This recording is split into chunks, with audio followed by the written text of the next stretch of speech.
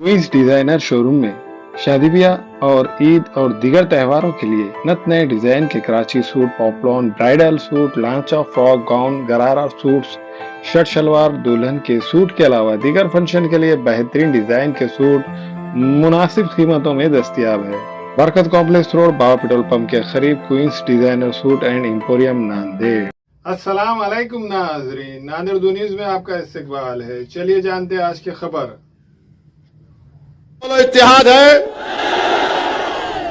तो आपका इत्तेहाद जो कल तक खान बान बोलता था कि मैं हिंदुत्व का नेता हूं, पहली कामयाबी आपको ये मिल गई कि 30 साल में कभी ईदगाह क्या थी नहीं मालूम था, तुमने उसको मजबूर कर दिया ईदगाह पर बुलाकर। ईदगाह पर आया नहीं आया। अब आपका सियासी शऊर इतना बढ़ गया कि आप वो जान चुके कि अब औरंगाबाद की आवाम एक बार इत्तेहाद की ताकत को महसूस कर ली। अब वो इम्तियाज जलील को दोबारा कामयाब करेंगे। तो उसने क्या किया, उद्धव ठाकरे ने कहा तू अपनी जबान से बोल। क्या बोल? मस्जिद में जाकर जो नमाज पढ़ते उनका दिल अच्छा रहता। तो आपने कहा दिल तो इम्तियाज को दे चुके। तो उसने कहा कि जो लोग नमाज मस्जिद के पास आके पढ़ के फूंकते, बोला ना, पढ़ के फूंकते, खैरे मैं अभी यहां पे हिजबुल बहरतल कुर्सी पढ़ के फूंका हूं। माने आपका इत्तेहाद इतना ताकतवर है। मैं आपके सियासी शऊर को सलाम करता हूं कि जो खान बान कहता था, हिंदुत्व का नेता अपने आप को कहता था, जिसने 21 साल में कभी औरंगाबाद के दलितों के लिए, धंगरों के लिए, मराठाओं के लिए, मुस्लिम अकलियत के लिए, ईसाइयों के लिए, सिखों के लिए कोई काम नहीं किया, आज वो मजबूर है इसलिए कि खैरे जानता है उसका आखिरी इलेक्शन 2019 में हो गया। अब यहां से सिर्फ वापसी होने वाली है। और जो लोग ये बोल रहे नहीं दिल्ली का इलेक्शन है, हम क्या गिल्ली डंडा खेल रहे थे 5 साल से? दिल्ली का इलेक्शन है। अरे दिल्ली का ही इलेक्शन में औरंगाबाद से जाना है दिल्ली को। क्या बताओ उद्धव ठाकरे, तुमने ट्रिपल तलाक के कानून की तायीद की नहीं? तायीद की? तुमने CAA कानून की तायीद की? तुमने UAPA कानून की तायीद की? और UAPA का कानून पूरी दुनिया का दहशतगर्दी का सबसे बदतरीन कानून उद्धव ठाकरे ने तायीद की। ट्रिपल तलाक का कानून शिवसेना ने, उद्धव ठाकरे ने तायीद की। और ऐसा कानून जो हमारे मुस्लिम महिलाओं के लिए नाइंसाफी का बाइस बन गया। CAA का कानून तायीद किए। किसने उस कानून को? मोदी के 303 MPओं के सामने खड़े होकर कहा, ए मोदी तेरा यह काला कानून हम उसको फाड़ते हैं, नहीं मानते हैं उसको। उद्धव ठाकरे ने तायीद की। अच्छा खैरे बोलते मस्जिद की बड़ी तारीफ कर रहा खैरे, तो बोल खैरे, मैं पूरी आवाम की तरफ से बोल रहा हूं, 6 दिसंबर तूने गुनाह किया था या नहीं किया था? बोल बोल खैरे, बोलो उद्धव ठाकरे, बोलो आदित्य ठाकरे, बोलो शरद पवार, बोलो अजीत पवार, बोलो आदि कांग्रेस, बोलो नरेंद्र मोदी। मैं इम्तियाज जलील भारत की पार्लियामेंट में खड़े होकर असदुद्दीन अवैसी ने कहा था बाबरी मस्जिद जिंदाबाद, बाबरी मस्जिद जिंदाबाद, बाबरी मस्जिद जिंदाबाद।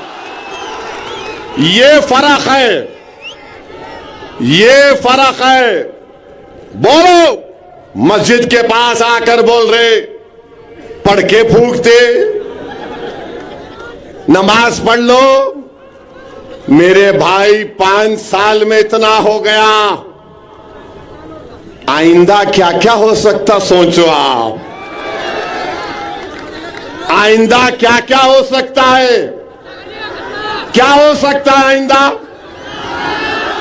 क्या पड़ेगा, क्या पड़ेगा? मैं नहीं बोल रहा हूं, तुम बोल रहे। ईदगाह पे आ गया, 6 दिसंबर से ईदगाह पे आ गया, ईदगाह से मस्जिद पे आ गया, मस्जिद से नमाजियों पे आ गया, फिर वो रहा पढ़ के फूंकते। अब आइंदा का कदम क्या है, क्या है? देखो, अरे वो नहीं बोलना, वो ना ना, वो नहीं बोलना, नहीं, वो मैं बोल रहा ही नहीं। ये क्या है, क्या है ये है? खतरनाक है तुम लोग। नहीं नहीं नहीं, नो नो नो, नहीं नहीं नहीं। अरे ये क्या कर रहे हैं भाई? अरे अरे तुम लोग क्या करने वाले हैं? 13 तारीख के दिन, अब सुनो, अब सुनो, 13 तारीख के दिन जो कटिंग करेंगे उसको क्या करेंगे? जो कटिंग करना चाह रहे उनको आप माने वोट, कटिंग से मतलब वोट, ज्यादा उसमें नहीं जाना, ना ना, मैं ऐसा आदमी नहीं हूं। अभी तक नान खलिया नहीं खिलाए मेरे को, खिलाने के बाद क्या हो सकता मेरे पे नहीं मालूम सर। तो सुनिए, अभी टाइम जा रहा, अरे ठहरो, आखिर में करेंगे पूरा ऑपरेशन। कल भी 2 जलसे है, अभी से पूरी बैटिंग कर लिए तो कैसा? तो आपको मैं बता रहा हूं कि 48 लोकसभा की सीट में से जो नए नए सेक्युलर बने हैं उद्धव ठाकरे, अब वो टिकट नहीं देते। मोदी तो खैर उन्होंने डिसाइड कर लिए, हमको घुसपैठी बोल दिए, और मोदी ने कह दिया कि मुस्लिम खवातीन ज्यादा बच्चे पैदा करते। मोदी ने कह दिया कि हिंदू बहनों के गले से मंगलसूत्र छीनकर मुसलमानों को दिया जाएगा। मेरे भाई एक बात समझो, जिस दिन उद्धव ठाकरे को मुख्यमंत्री बनने की कुर्सी मिल जाएगी, जिस दिन उद्धव ठाकरे को अपने बेटे की पॉलिटिकल फ्यूचर की तमानियत मिल जाएगी, उस दिन उद्धव ठाकरे सबको भूल जाएंगे, उस दिन सबको भूल जाएंगे। क्या क्या आपने नहीं लिखा अपने अखबार में कि मुस्लिम माइनॉरिटी को उनके वोट का हक छीन लेना चाहिए। आज आप आकर यहां पर ऐसे लोग भी हैं जो कह रहे नहीं, ऊपर देखो नीचे मत देखो, दिल्ली का इलेक्शन है। अरे बाबू, ऊपर देखे तो पतंग, नीचे देखे भी तो पतंग है इंशाअल्लाह ताला। 48 लोकसभा की सीट में आपने क्यों नहीं दिया? देना था मुंबई से, देना था नागपुर के पास से, क्यों नहीं दिया आपने? आपने इसलिए नहीं दिया क्योंकि जानते हैं कि मुस्लिम अक़लियत के पास कोई विकल्प नहीं है, वो हालत मजबूरी में वोट देंगे। मगर ये भूल गए कि ये 2024 है। अब महाराष्ट्र के दलितों के पास, महाराष्ट्र के दंगारों के पास, महाराष्ट्र के वंचित समाज के पास एक विकल्प है और वो MIM पार्टी है। अब आप ये नहीं समझ सकते कि हम जिसको चाहे खड़ा करेंगे, ये समाज इनको वोट दे देगा। इससे आपको एक पैगाम मिलता है कि औरंगाबाद की सीट जो आपकी है, जो औरंगाबाद की आवाम की है, चाहे किसी समाज का हो, वो आपकी इज्जत को छीनना चाहते हैं। इम्तियाज जलील को हराने का मतलब यह है कि आपकी इज्जत को छीनना चाहते हैं, आपके इज्जत नफ्स को छीनना चाहते हैं, आपके इत्तेहाद को पारा पारा करना चाहते हैं। तो मेरे अजीज दोस्तों और बुजुर्गों, इन ताकतों को मौका मत दीजिए। अब वो दूसरा शिवसेना का कैंडिडेट है, क्या नाम उनका?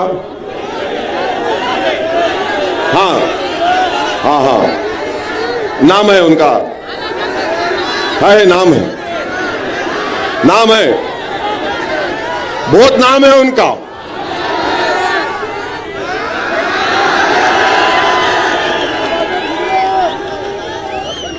झूम रे भूम रे, झूम बराबर झूम। उन्होंने खुद जोक बनाते उसके ऊपर। और मेरी नजर में मैं शराब को कुत्ते का पेशाब बोलता हूं। मेरा डेमोक्रेटिक राइट है मेरा। अब उन्होंने एक है, उन्होंने जोक बनाते उसके ऊपर। मेरे भाई एक तरफ घूम रहे और झूम रहे, दूसरी तरफ खैरे, और एक बीच में एक शरीफुल नफ्स, एक मासूम चेहरा रखने वाला आपका खादिम इम्तियाज जलील।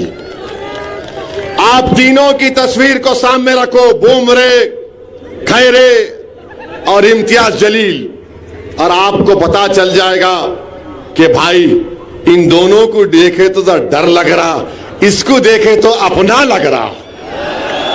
तो अपनों का साथ दो, देंगे ना आप लोग? 13 तारीख को पूरा एक होकर साथ देंगे ना आप लोग? और जो लोग कटिंग करने पे आए, मत करो, मत करो।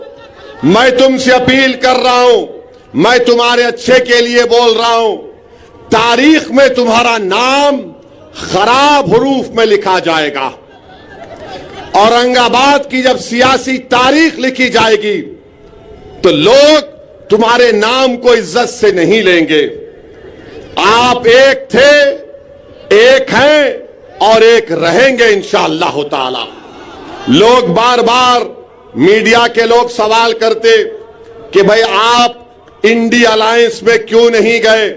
3 मर्तबा इम्तियाज जलील ने अवामी तौर पर स्टेटमेंट दे दिया कि हम लोग अगर बातचीत करेंगे तो हम तैयार हैं, मगर ये लोग बातचीत करने को भी तैयार नहीं थे।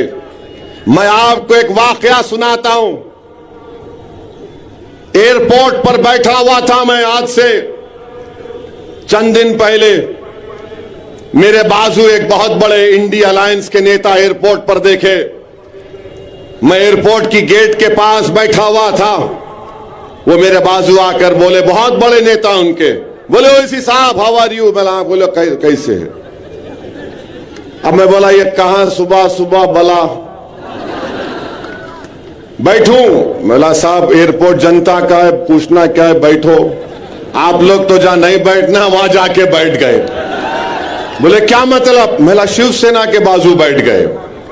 खैर बैठे, बैठ के मेरी बहुत तारीफ किए, आप क्या भाषण देते। मैं दिल में सोच रहा था कि मैं क्या खव्वाल हूं। फिर बोले आप पार्लियामेंट में दलाइल के साथ तकरीर करते। फिर बोले आपका नया एमपी बेहतरीन स्पीकर है, और आप पर बहरहाल बहुत सी चीजें बोले। मैं बोला भाई साहब 5 मिनट में आप मेरी पार्टी के एमपी की मेरी तारीफ करें आप, और आपका ताल्लुक महाराष्ट्र से है, ये तारीफ आप जो कर रहे, मेरे को लगता है कि मुनाफिकत है, ये हिपोक्रेसी है। बोले क्यों बोल रहे हैं साहब?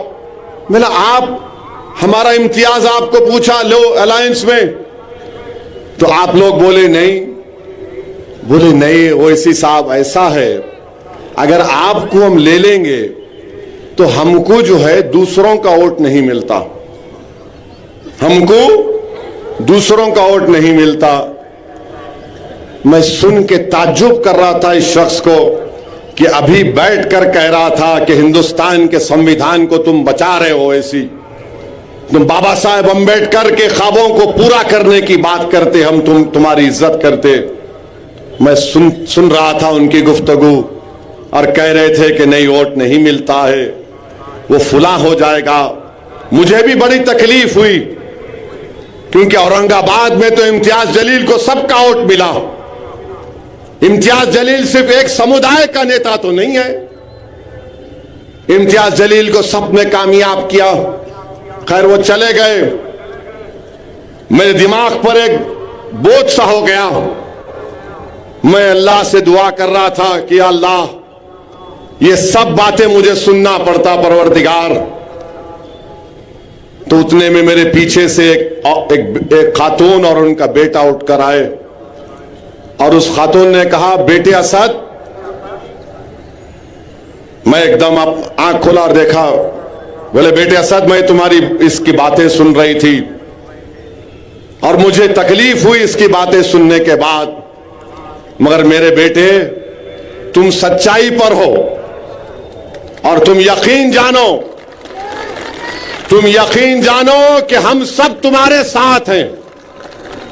इनकी बातों को लेकर तुम तकलीफ मत उठाओ, तुम जहनी बोझ का शिकार मत हो जाओ। मैंने अपने बेटे से कहा कि अगर मैं मर भी जाऊंगी तो तुम असदुद्दीन ओवैसी का साथ नहीं छोड़ना। मेरे आंख में आंसू आ गए, मेरी आंख में आंसू आ गए। मैंने कहा कि अगर आप गैर महरम नहीं रहती तो मैं आपके पैरों को छू लेता। तो उस औरत ने कहा इधर आओ बेटे, और मेरे सर पर हाथ रखा।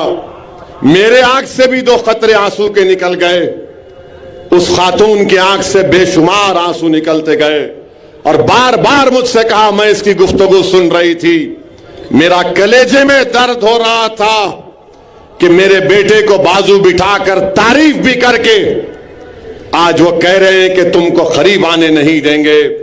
मेरे भाई, जब कभी भी मैं औरंगाबाद को आता हूं और दौरे करता हूं, जिनका मेरा उनका कोई रिश्ता नहीं है, जिनको मैं पहचानता भी नहीं, और जब घरों से हमारी मां और बहनें रो रो कर कहती हैं, ऐसा कहती हैं कि तुम कामयाब हो गए, जब नौजवान कहता है कि भाई कुछ भी हो जाओ हम तुम्हारा साथ नहीं छोड़ेंगे, ज़ईफ लोग बुला बुला कर बोलते कि असदुद्दीन हस्बुनल्लाह नेमल वकील का विर्द करते रहो, तो खुदा की कसम मैं तुम्हारे दरमियान में खड़े होकर कह रहा हूं, मुझे किसी की जरूरत नहीं है, अल्लाह और तुम लोग काफी हो, अल्लाह और तुम लोग काफी हो।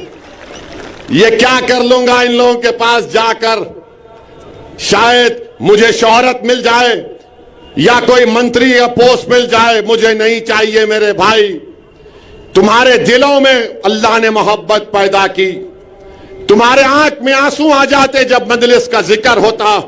यही सबसे बड़ी दौलत है, यही सबसे बड़ी दौलत है, यही सबसे बड़ी नेमत है अल्लाह की। मैं फिर से कह रहा हूं, तुम्हारे दरमियान में मैंने अपने घर में भी कहा कि अगर मुझे मौत आ जाए तो मुझे औरंगाबाद के किसी कब्रिस्तान में ले जाकर दफना देना। मुझे औरंगाबाद की जमीन से इतनी मोहब्बत है। मैं जज्बात में लाने को नहीं कह रहा हूं, नहीं मालूम इस जमीन में क्या चीज है कि बहुत यहां पर एक रूहानी सुकून मिलता है। अल्लाह तुम्हारे इस जज्बे को सलामत रखे, डरने और घबराने की जरूरत नहीं है। अल्लाह हमारे साथ है, अल्लाह हमको कामयाब और कामरान करेगा।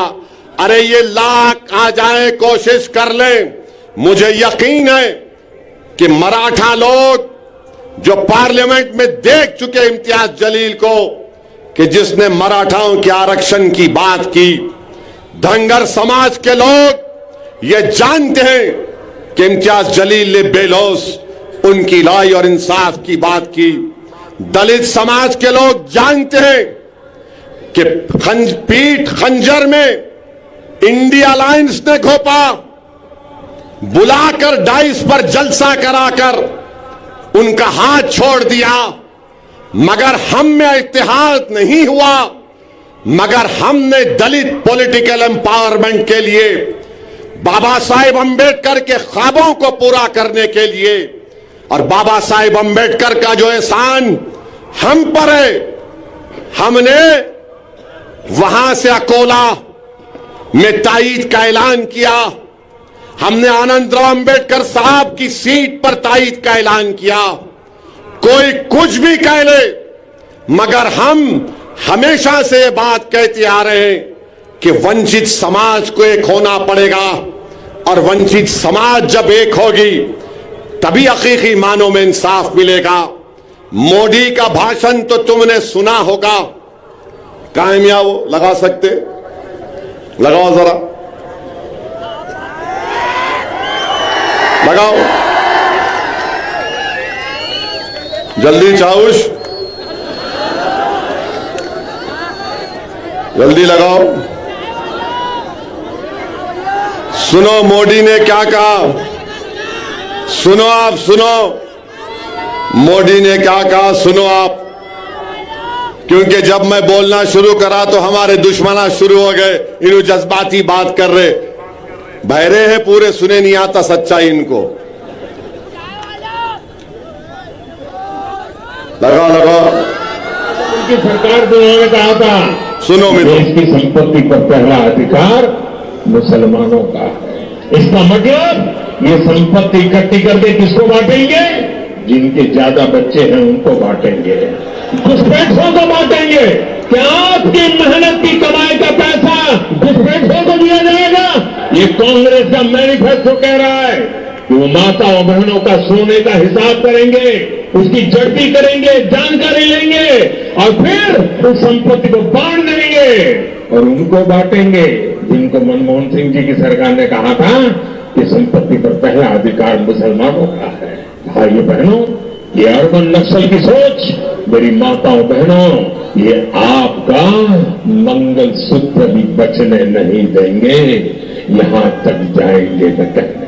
और पहले जब उनकी सरकार थी उन्होंने कहा था कि देश की संपत्ति, अब आप अंदाजा लगाइए, मुल्क का वजीर आजम है, 133 करोड़ जनता का वजीर आजम है। सुन तो लो, वो मालूम, सुनो, तुमला डबल मीनिंग निकालते हर बात का, डरा दिए मेरे को शुरू में। ये क्या है ये? तो सुनिए, एक मुल्क का वजीर आजम भारत की अल्पसंख्यक समाज को घुसपैठी कह रहा है। आप लोग घुसपैठी है? आप लोग घुसपैठी है? हमारी मां और बहनें, आप घुसपैठी है? अब जितने घुसपैठी नहीं, हाथ उठाओ। दीवार पे बैठने वाले भी उठाओ, दीवार नहीं गिरती, मैं हूं ना। वहां छत पे खड़े रहने वाले उठाओ, डाइस पे बैठने वाले उठाओ। आप लोग घुसपैठी है? हाथा नीचे। हमारी मां और बहनें ज्यादा बच्चे पैदा कर रहे नहीं, झूठ है। तो ये टोटल फर्टिलिटी रेट गिरा है, मुस्लिम बहनों का, बेटियों का TFR गिरा है। मोदी झूठ बोल रहे। अब एक और सवाल पूछूंगा, हाथा उठाना। क्या आपको पसंद है कि किसी हिंदू बहन के गले से मंगलसूत्र उतार कर अपने जेब में रखना? आपको पसंद है? उधर से बोलो, आपको पसंद है? ये मोदी बोल रहे हैं। और आप सुनो, आप अब सारा हाथ सुनो सुनो, हाथों हौरे पे हाथों ठहरो।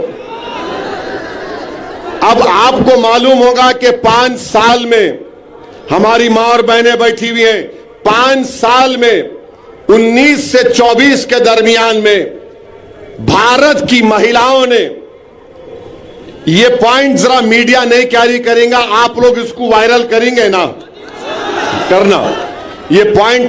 मीडिया डरता जरा मोदी से, हम उनके बाप से नहीं डरने वाले। तो 5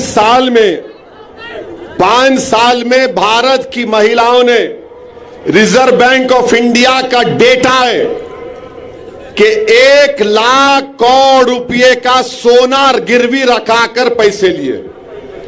1 लाख करोड़। अब बताइए मोदी, ये महिलाओं से मोहब्बत है आपकी? 1 लाख करोड़ अगर कोई महिला, कोई खातून जेवर अगर गिरवी रखाती है तो उसके कलेजे पर, दिल पर पत्थर रखकर रखाती है, क्योंकि एक तो या तो उसकी मां की या खानदान की एक निशानी होती, दूसरा वो सोना रखते अपनी औलाद की बेटी की शादी के लिए, और जब गिरवी रखाते तो किसी का एक्सीडेंट हो गया, शादी कराना है या बच्चे को बाहर भिजाना है या कहीं फीस देना है, नरेंद्र मोदी 1 लाख करोड़ का सोना गिरवी रखा है महिलाओं ने। मेरे अजीज दोस्तों और बुजुर्गों, मगर मोदी कहते हमको जिहादी। आप लोग जिहादी हैं? जिहादी हैं आप लोग? मेरे को तो दिन रात बोलते रहते, मगर आवाम को गाली देना एक देश का वजीर आजम है। आप बताइए मेरे अजीज दोस्तों और बुजुर्गों, क्या मुल्क का हाल नरेंद्र मोदी कर दिए। आप बताइए, कल अगर CAA NPR NRC होगा तो क्या उद्धव ठाकरे आकर ठहरेंगे औरंगाबाद में? अगर CAA NPR NRC होगा तो उसके माने क्या है कि अगर डॉक्टर गफ्फार कादरी, हमारे इम्तियाज जलील और हमारा ये दलित नेता, बाबू उठो, इधर आओ,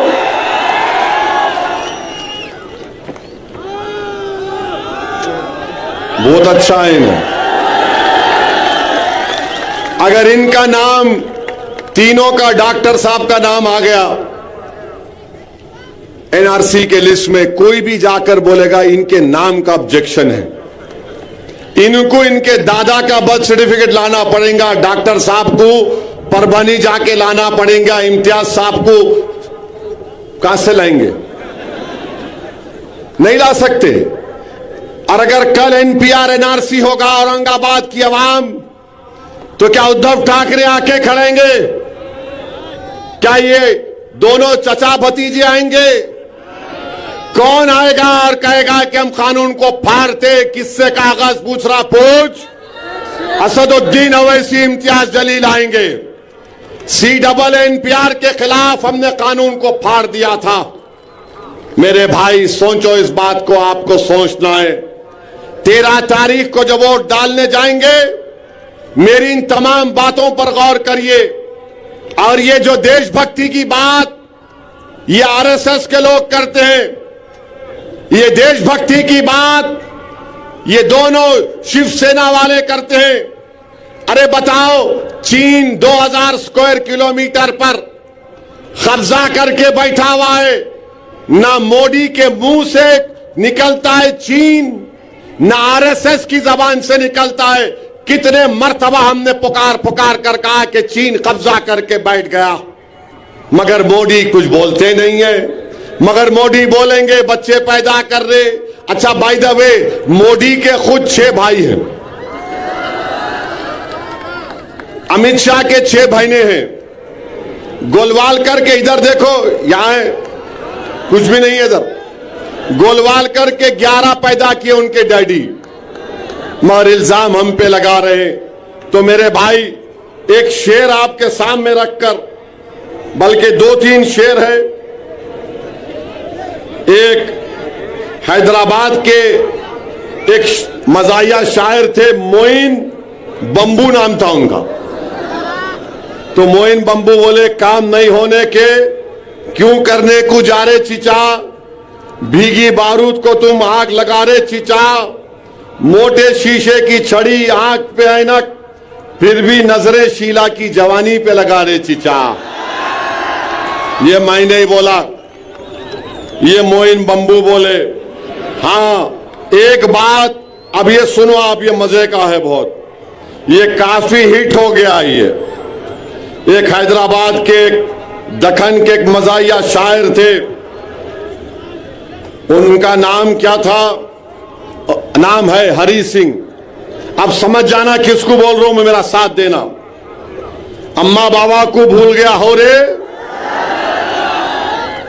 सारी जनता को हौला बना रहा, हिंदू मुसलमान को लड़ा रहा, शादी करके जोरू को भगाता, एनआरसी बोल के हमको डराता, बार बार बाहर के दौरे करता, जनता के पैसे बर्बाद करता, कातिल और जानियों को छोड़ता, बेगुनाहों को कैद करता, मंगलसूत्रों की झूठी अफवाह उड़ाता, गरीब लोगों को मजाक उड़ाता, लोगों को तकलीफ देके खुश होता, चौकीदार बन के उछल रहा, अपनी औकात भूल गया। अब आप 13 तारीख को मेरे को आके नहीं बोलना पड़ेगा, अरे हो रे कहाँ है रे। तो आप लोग सब 13 तारीख को औरंगाबाद की फिजाओं में क्या नजर आएगा,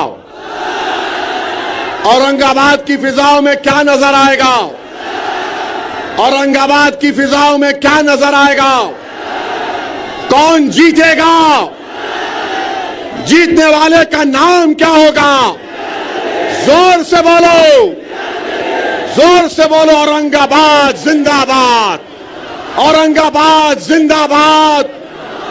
अब आप डाल के खींचना, कैसा खींचेंगे, डाल के रप रप रप रप रप रप रप पूरे खैरे भूमरे पूरे गैब, और इम्तियाज जलील को कामयाब करिए। ये कोई इम्तियाज जलील साहब का रिकॉर्ड है, रिपोर्ट कार्ड है, खैरे तो नहीं पढ़ सकते मेरे को मालूम, बूमरे भी नहीं पढ़ेंगे, ये पूरा रिकॉर्ड है। देखिए 5 साल में 1.5 साल तो कोविड था, इम्तियाज साहब के ये रिपोर्ट कार्ड है, इसका जरूर मुताला करिए।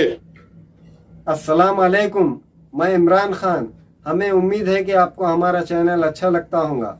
लेटेस्ट न्यूज़ के लिए देखते रहिए नांदेड़ उर्दू न्यूज़, और न्यूज़ के पसंद आने पर लाइक, शेयर और सब्सक्राइब करना ना भूलें।